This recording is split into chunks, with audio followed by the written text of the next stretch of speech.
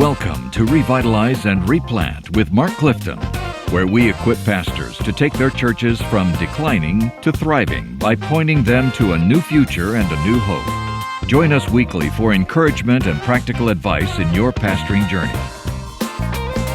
Hey, it's a Friday. That means we have a special guest today, and can't get much more special than the president. Ooh, how about that? Of the Southern Baptist Convention, I should say. So. There's a lot you could fill in your own joke there if you wanted to, but we're not going to do that. Hey, Clint Pressley, everybody give it up for Clint. Thank you for being with us, Clint. Man, I appreciate it so much. Well, I'm glad to be here, certainly. Thank you for having me. Has your life changed any since June? It's odd. It really has. I didn't imagine that many people cared. Listen, I want our folks to get to know you. Okay. Most of the guys who listen to this podcast are normative-sized church pastors, bivocational pastors, which is the majority of our churches. This is sort of their home. They feel very comfortable with this podcast. So I want them to get to know you. Just briefly describe your call of ministry, your early years of service, and especially in those early years, who were your greatest influences? Yeah. So I felt probably early on in my own Christian walk that I wanted to be a pastor. So probably 11 years old or so, it's really all I ever wanted to do is be a preacher. But at the time I was a Presbyterian, very quiet, PCUSA, very quiet, very liberal church we went to, and already a believer, got invited to a Baptist church, and I was hooked. I never heard anything like that in Roanoke, Virginia. And so anyway, we came home and joined this church where I'm pastored, Hickory Grove Baptist Church, when I was 16 years old. And this is where I grew as a Christian, was discipled, went off to Wofford College, Spartanburg, played football there in South Carolina, and then went to Texas for my seminary, started there, met my wife. I was 23 years old, got married. Yeah. She graduated from Southwestern, got married, and went to my first church after 6 weeks in Mississippi. And so that's really where it all started for me. And you've been in ministry for how long now? I'm 55. My first church full time. I did some before that, but I was 23 when I went. So what is that? 32 years? Yeah. Yeah. Hey, as you recall, who really influenced you a lot in those early years in ministry? Was there any particular pastor or anybody in particular? My first pastor, first Baptist preacher was Joe Brown. And so his influence, I still feel it today. The preached word, the dynamism of opening the Bible and saying, "Thus saith the Lord," that was a big influence on me all the way through, college and early years of ministry. And then you get into seminary, and I ended up at New Orleans Seminary. And the man that influenced me there the most is a guy named Rick Barjan. He was an Old Testament professor that actually did his funeral, and he taught me how to put a sermon together. What to do expositionally, how to put it together. So that was a pretty profound influence. And then early on in my second church, I started hearing John Piper. And then Piper became sort of the influence. So it was kind of those guys. I never really had like a straight one-to-one mentor. I missed that. And but I had to do it by proxy. And then through reading after that. Awesome. That's great. Yeah. Hey, as you're aware, we are a convention of normative-sized churches. Now, for years, I've used the term normative-sized. I don't like the term small because you can't be small. I have a bunch of grandkids. Okay, I've got 9, I think. Yeah. If my kids take their children to the pediatrician, and the pediatrician says, "Hey, your kids are in the 95th percentile," well, that means only 5% of the kids on the face of the earth are any bigger than mine. And basically, if you have a church of 100, 150 people, you're in the 70, 80th, 90th percentile in some ways. We'll look at those numbers maybe later. But so if I'm like right now, Clint, I 3 years ago, 2020, we went to a church here near Linwood, Kansas, near where Jill and I live. They were down to 3 remaining members, and we replanted them. And we run between 60 and 80 right now on any given Sunday morning. And that's kind of where we are.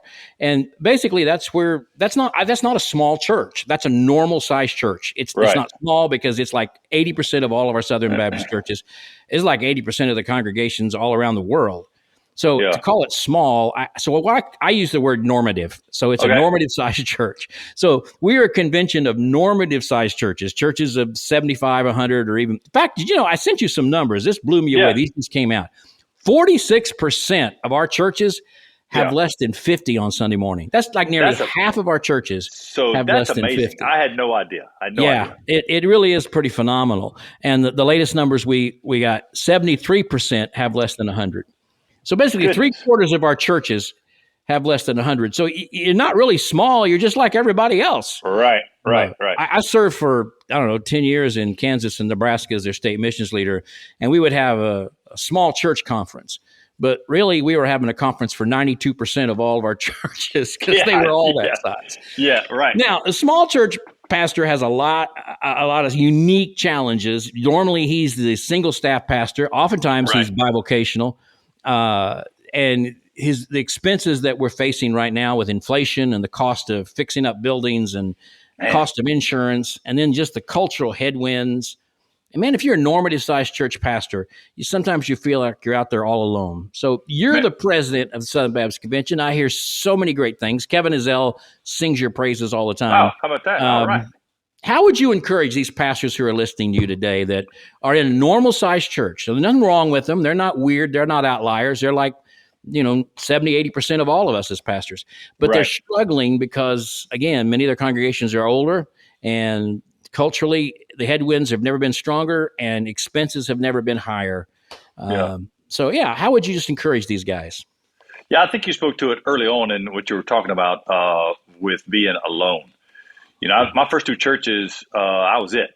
I came from this church, which was not, as you've described it, a normal Southern Baptist church. In fact, I didn't know Southern Baptist. Like, I didn't know what it meant to be a Southern Baptist. I didn't understand any of our missions. I didn't know how we did seminaries. I didn't know anything coming up in this church. It was only when I was pastoring a church in Southwest Mississippi, and I was it. I was the only one drawing a paycheck there, and there wasn't much of a paycheck, that I was drawing. Right. When I learned how to actually be a Southern Baptist, and really I had to learn it all on my own. So right now, when I'm hiring staff members, one of the things I want them to have is some experience serving a church where you're it, and you learn to not take anything for granted. You learn to do things without being asked. You learn to do jobs that nobody even notices.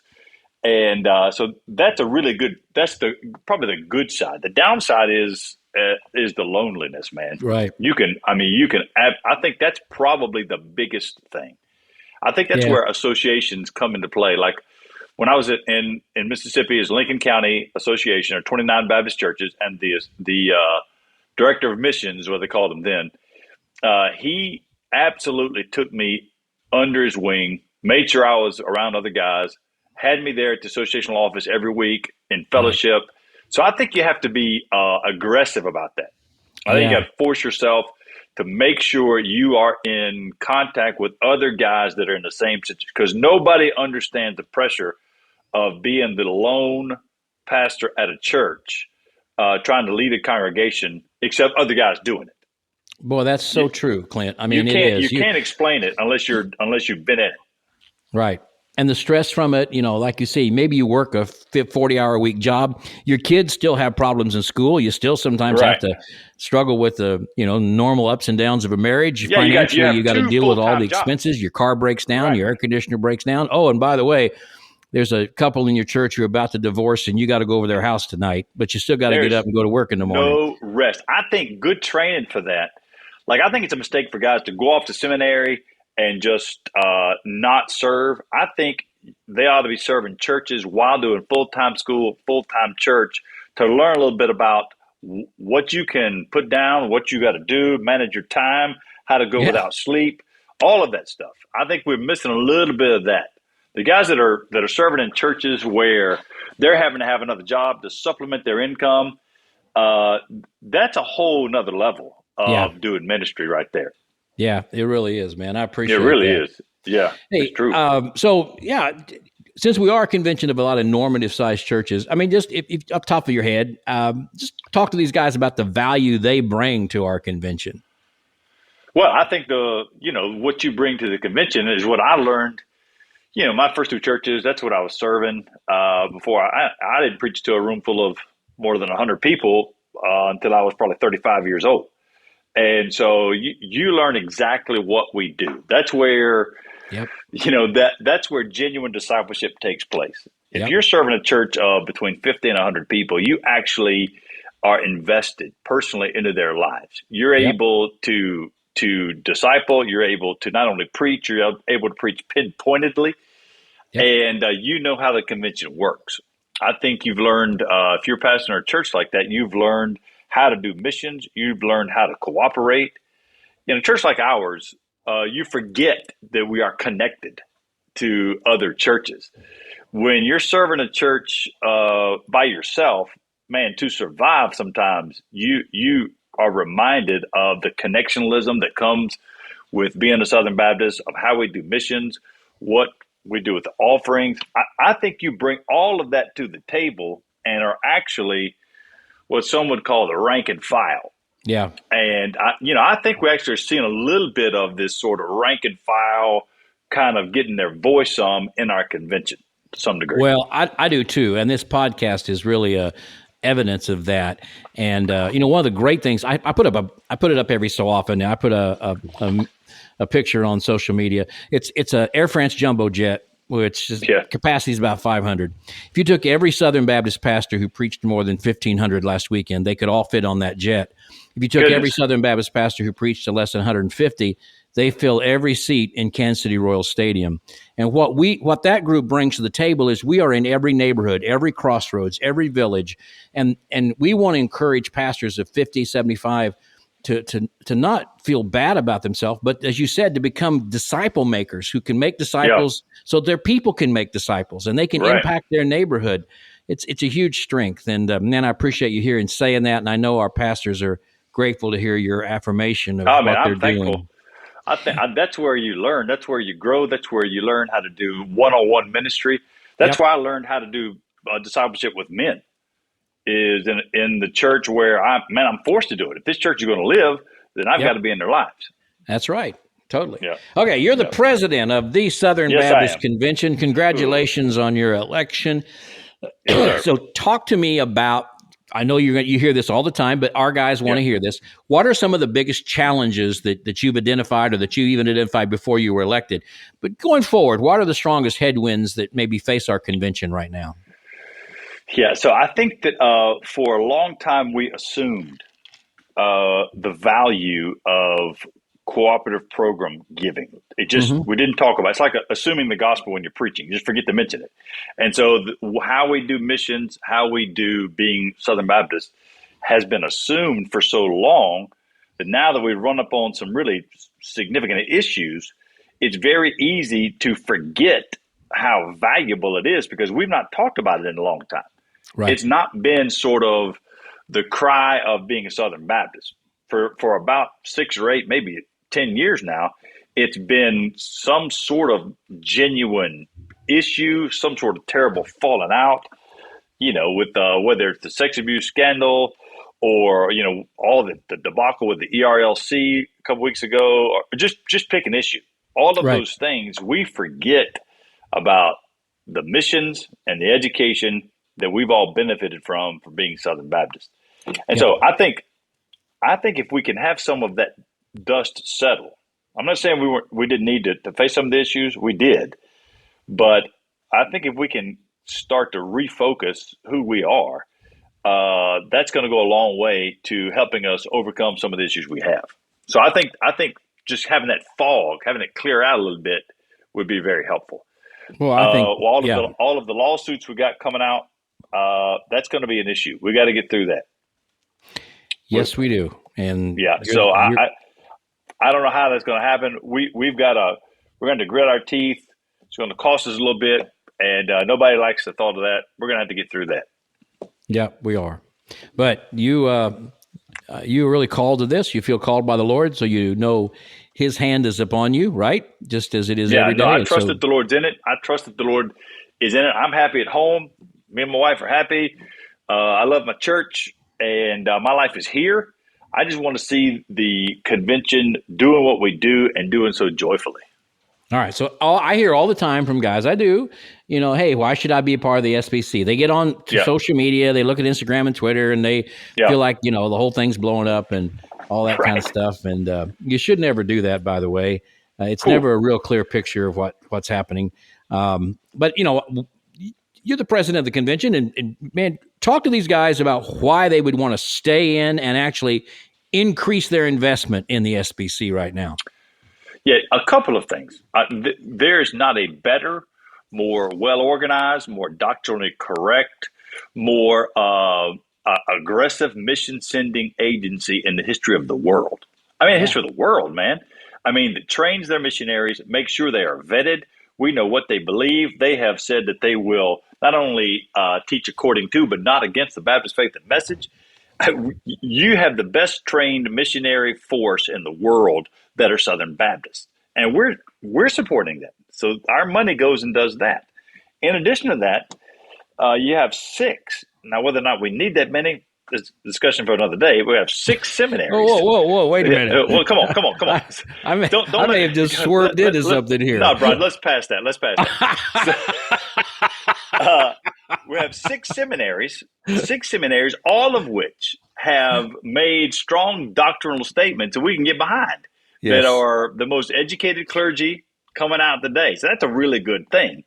In addition to that, here in the United States, North American Mission Board, planting all those churches, encouraging guys to revitalize. By the way, revitalization, really, it's a fancy name for go pastor that dead church. And we do say, Pastor, we say all the time, there's no such thing as a calling to be a revitalizing pastor. Yeah. It's just a calling to be a pastor. Right. In a place that needs revitalization. Yeah, right. That's right. That's what I mean. Go pastor that church. That's revitalization. Every pastor in some way or other is doing some sort of revitalization. So I would just pick those 3 areas. Education, got international missions, North American mission. That's enough to say I should stay in that. Those guys, I want to be a part of that.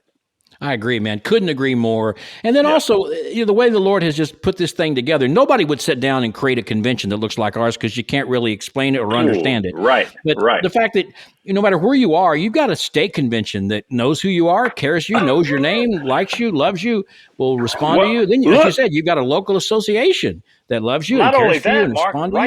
Right now, the waters have opened up in North Carolina, and there are hundreds of people headed east. They're all North Carolina Baptists that are going to work to help those that have lost everything. That don't just happen. That's cooperative program dollars making that happen. Absolutely. I couldn't agree with you more, man. All right, you convinced me, Pastor. I'm going to stay for another few weeks. Stay in, brother. Stay in. There you go. Stay in, brother. Well, I've been in for a long time, let me tell you. Yeah. It's been over 50 years, I think. And I've worked for Southern Baptists for 40 years. So I believe in them too. And I'm so grateful for you and for the encouragement you've given. All right. Now, we always finish these podcasts with something we call the final 4 final questions. If you get them right, then we'll send you some lovely gifts.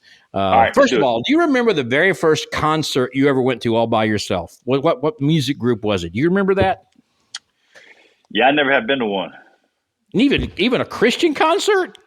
I don't know. I'm sorry. If I ever been to I'm not a very fun guy. I can't remember going to a concert. I don't know. I don't know what I've been to. I think when we asked Jamie Dew, I think his was Backstreet Boys or something. I can't remember. Say, that's probably one of those boy bands, Jamie Dew. That's exactly right. I probably went, I don't know, maybe. That's okay. Maybe, I don't know. Yeah. Sorry. That's all right. Yeah. Mine would have been the Blackwood Brothers. My mom and dad took me to see them and the old gospel quartets. So I would have loved to seen Leonard Skinner, but they died in that plane crash when I was about 7. So so you're a little late for that game. What was the first car you ever drove? What was your first vehicle? I had a 1966 Dodge Coronet with a 318 V8 and I punched holes in the muffler because my dad wouldn't let me get dual exhaust. What town was that in? Here in Charlotte. Really? Here in Charlotte. Oh, yeah, I grew up here in Charlotte. That's great. I love it. So are you SEC or are you ACC? Yeah, I'm guessing you're talking about football. Are you Atlantic Coast Conference or Southeast Conference, or do you care? Look, man, I played football at Wofford College in Spartanburg. We were 1AA, and I haven't looked at it since. I don't watch it. I don't watch football, so I don't know. What position did you play? I was an outside linebacker. There you go. All right. Yeah. Very good. And let's see. We got one more. All right. Barbecue. Yeah. Do you have any favorite kind of barbecue? Any favorite kind of anything you particularly like in terms of barbecue? Because our listeners love barbecue. Man, I love brisket. Really? Brisket. Oh, yeah. You ever smoke your own brisket, or you just get somebody else to do it for you? No. I want to go somewhere and let them do it. I want to eat it. How many children do you have? I have two boys that are adult children. My youngest son died almost a year ago. Coming up probably next week will be the year anniversary of his death. He was 24. And my oldest son, Mac, he'll be 28 December. He and his wife have been married 2 years, and we found out they're expecting. Oh, you're going to be a grandfather. Yeah, goodness gracious. That's hard to believe, ain't it? Yeah, you're just too young for that. You just look entirely That's too what young. I keep telling myself. Right.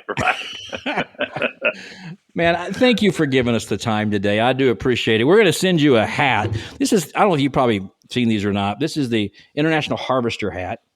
And we use this because we believe Jesus is the International Harvester. And we believe that pastoring a church, especially in revitalizations like farming, you got to know a lot about a lot. Farmers got to know about crops. They got to know about the weather. They got to know about the economy. They got to know about machinery. They got to know about livestock. They got to know about business. And they do all that work, and yet they can become a tornado or a flood or hail or a frost. And at the end of the day, their work is necessary, but it's God who makes the crops grow. And so the same thing with the church. So we checked with International Harvester. We said, can we give these hats away and put the NAM logo on it? And how about they said, sure. Nobody else is buying them. So you're gonna send me one of those hats? So you're gonna send that to me, Mark? You gonna send that to me? So that's what we do. So a lot of our guys in revitalization will wear the International Harvester hat, and people will say, hey, do you have an International Harvester tractor? Do you work for International Harvester? And our guys say, well, I do work for the International Harvester because Jesus will bring in the harvest. So we're going to send you that hat. We'll send you a copy of our book. And then we have a fine collection of motel soaps and shampoos we've collected over the years from our travels. Brother, that's outstanding. Thank you. We'll put those in a gift box. That's outstanding. Yes, sir. You're familiar with those, I'm sure, if you've been traveling. Yeah. All right, buddy. Hey, I look forward to seeing you in person. Our guys will pray for you and the leadership you give. Thank you for your sweet spirit, your kind heart, your loving spirit, your pastor's spirit. We're grateful for you, man. Thank you so much. Thanks, brother. I really appreciate you having me on. And it's been fun. All right, guys. Take care. All right. Bye-bye. Yes, sir.